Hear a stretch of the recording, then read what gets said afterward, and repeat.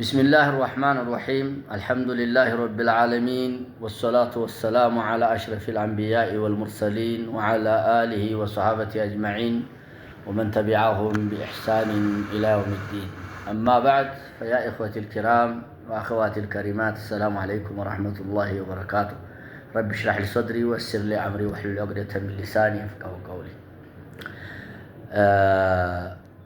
ባለፉት ፕሮግራም ተከታትላችሁ ከሆነ ስለ ተቅዋ ወሳኝነት አንገብጋቢነት እያየን በቁርአን በሐዲስ የተነገረለትን ትሩፋት እየተመለከትን ነበር።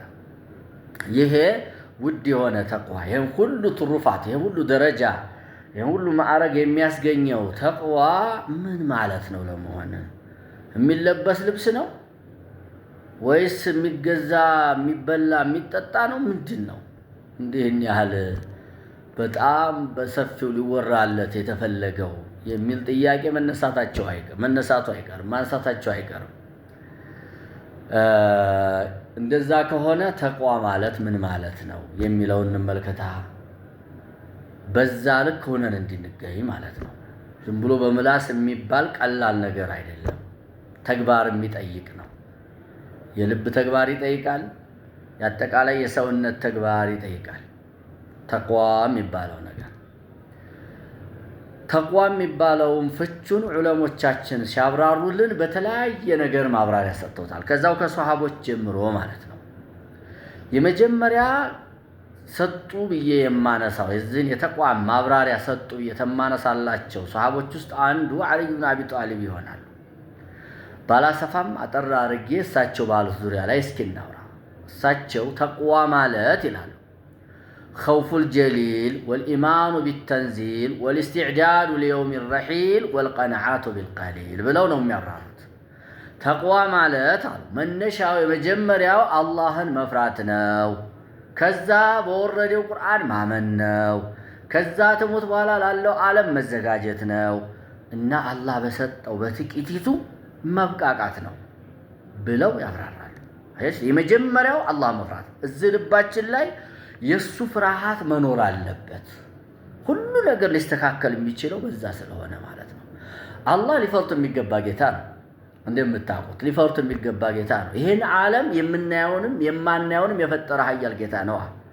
ፈላ ኡቅሲሙ ቢማ ቱብሲሩን ወማ ላ ቱብሲሩን፣ የምታዩትንም የማታዩትንም የፈጠረ ጌታ ነው። በዛ ሁሉ እምላለሁ ብሎ አላህ ይምላል። የማናየው ብዙ ዓለም አለ። አርሽን አላየንም፣ ኩርሲይ አላየንም፣ ተሰማው ዱንያ ውጭ ያሉትንም ሰማይ አላየንም፣ መላእክቶችን አላየንም። ስንት መላእክት አለው አላህ Subhanahu Wa Ta'ala። ሰማይ ላይ 4 ጣት የምታስቀምጥ ክፍት ቦታ ያለች ብለውናል ነብዩ ሰለላሁ ዐለይሂ ወሰለም። መላእክት ያለበት ቢሆን እንጂ ለአላህ Subhanahu Wa Ta'ala ሱጁድ አድርጎ አላህን የሚገዛ ማለት ነው። ስንት ጉድ ያለው አላህ Subhanahu Wa Ta'ala። በይተል ማዕሙር የሚባለው 7ኛው ሰማይ ላይ የሚገኘው ቤት እንደ ካዕባ የሰማይ ካዕባ አለ፣ የሰማይ ቤት አለ። ነብዩ ሰለላሁ ዐለይሂ ወሰለም ኢስራእ ሚዕራጅ በሄዱ ጊዜና 7ኛው ሰማይ ላይ ኢብራሂም እንደገፍ ብለውበት ያንን ቤት ማለት ነው የሰማይ የመሬቱን ካዕባ የሰሩ እሳቸው ናቸውና አላህ እዛ እንዲደገፉ አድርጓቸዋል። ያ ቤት አሉ 70,000 መላእክት በየቀኑ ይገባል። እስከ ቂያም ቀን ግን ተመልሶ ለመጎብኘት ጊዜ ያገኝማል። የመላእክታው ብዛት ማለት ነው። አላህ እንዲህ ያለ ኃያል የሆነ ጌታ እኮ ነው። እኔንና እናንተን ተደም አርግቶ የፈጠረ ጌታ፣ ተዘር ፈሳሽ የረጋ ደም አርጎ ከዛ ቁራይ ስጋ አርጎ ከዛ አጥንት አርጎ ከዛ ስጋ ልብሶ ሩህ ነፍቶ እንዲህ ያማረሰ ያደረገን የሆነ ጌታ ነው አላህ Subhanahu Wa Ta'ala። ኒዕማውን ብንቆጥረው ማንጨርሰው የሆነ ጌታ። ወይን ተዑዱ ኒዕመተላሂ ላ ትሕሱሃ። ይሄ ጌታ ታዲያ ሊፈራ ይገባው። ስለዚህ የመጀመሪያው አላህን መፍራት ነው። ኃያልነቱን ተረድተን ትልቅነቱን አውቀን ምን በኒዕማው ብቻ አይደለም እኮ ሲቀጣም አይቀጡ ቅጣት የሚቀጣ እኮ ጌታ ነው አላህ Subhanahu ሊፈሩት ይገባል እኮ። فيومئذ لا يعذب عذابه أحد ولا يوثق وثاقه أحد። የዛን ቀን የሱን አይነት አቀጣጥ የሚቀጣ የለም፣ የሱን አይነት አስተሳሰር የሚያስር የለም ይላል። እሱ ነብያቶችን ልኮ ኪታብን አውርዶ አስመክሮ እምቢ አልፈልግም፣ አሻፈረኝ፣ አላቅህም፣ አልፈራም፣ አልከተልም ላለው ሰው የማይቀጡት ቅጣት ይቀጣል። ማንም ያልቀጣው ማንም ማያስረውን ነው አስሮ ነገ ይቃቀም في سلسلة زرعها 70 ذراعا فاسلكوه سبحان الله فغلوه ثم الجحيم صلوه ثم في سلسلة زرعها 70 ذراعا فاسلكوه እንዳለው ማለት ነው። እና እንዲህ ያለ ጌታ ነውና ሊፈሩት ይገባል። ብዙ ባላሰፋው ስለ አላህ ሁላችንም ገንዘብ ብንበል ትልቅነቱን ነው። ወማ ቀደሩላህ ሐቀ ቀድሪ አላህ ይወቅሰናል። እኛን የተገቢውን ክብር አላከበሩትም ይላል። አላከበሩትም ነው የሚለው አላህ ሱብሓነሁ ተገቢውን ክብር ማክበር አለብን ማለት ነው። ልናከብረው ይገባል። አላህ ኢነላህ ለቀውዩን ዐዚዝ በቃ ብርቱ የሆነ አሸናፊ የሆነ ጌታ ነውና ሊፈራ የሚገባ ጌታ ስለሆነ ልንፈራው ይገባል።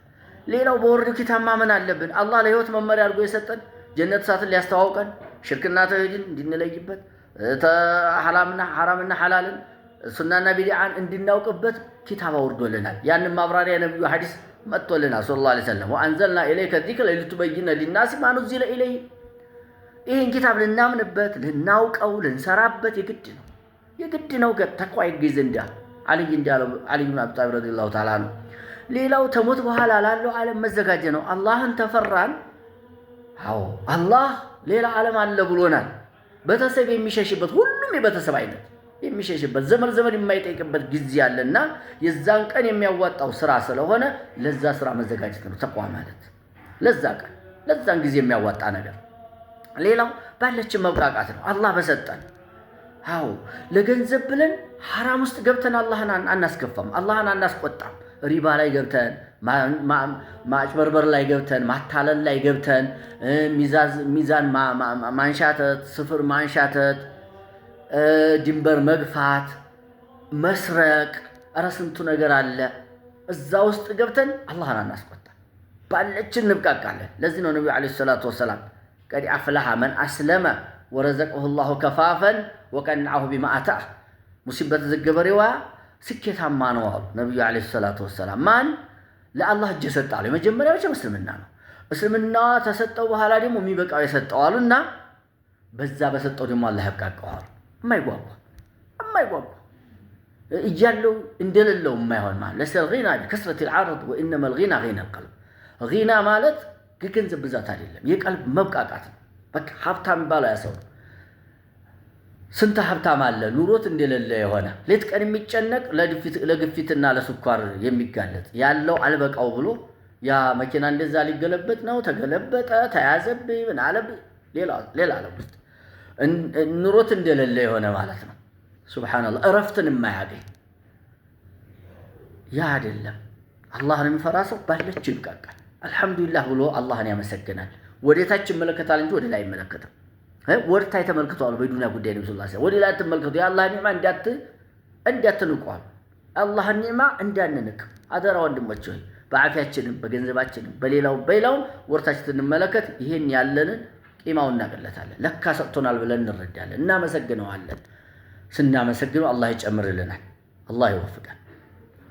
ሌላ ዑለሞች እና ተሷሃቦችም ሆነ ተዑለሞች ምን ብለውታል ይሄን ተቋም የሚለውን በሌላ ጊዜ እንመጣበታለን። ወላሁ አዕለም። ወሰላሙ አለይኩም ወራህመቱላሂ ወበረካቱ።